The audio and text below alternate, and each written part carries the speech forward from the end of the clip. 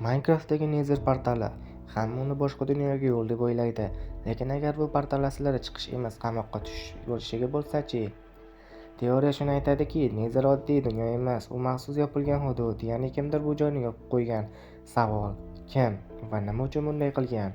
O'ylab ko'ring, portalni biz quramiz, lekin bu texnologiya qayerdan kelgan?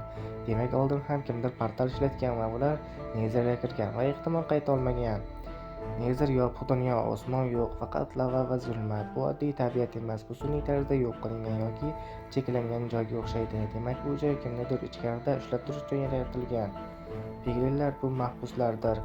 Piglinlarga qarang, ular oltin agressiv va ular normal emasdir. Teoriya shunday deydi, piglinlar bu shu yerda qamalib qolgan mavjudotlardir. Ular oldin boshqa bo'lgan, lekin Nether ularni o'zgartirib yuborgan. Zombifid piglin esa ularga dalil bo'la oladi. Yarim tirik, yarim o'lik mavjudotlar. Bu nimani bildiradi?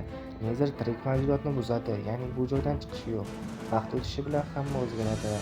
Endi eng muhim savol: agar Nether qamoqxona bo'lsa, unda kim ichkarida edi? Va eng yomoni, biz portal ochganimizda biz uni ozod qilayotgan bo'lishimiz mumkinmi? Endi xulosaga kelsak, Nether boshqa dunyo emas. Bu qamalgan joy va portal eshik emas. Bu ogohlantirish. Endi esa sizlarga savol beraman. Sizningcha Nether ichida hali ham katta xavf yashirinib turibdimi? Izohlarda yozib keting. Shunaqa kuchli Minecraft teoriyalari yana bo'lsin desangiz kuzatib boring.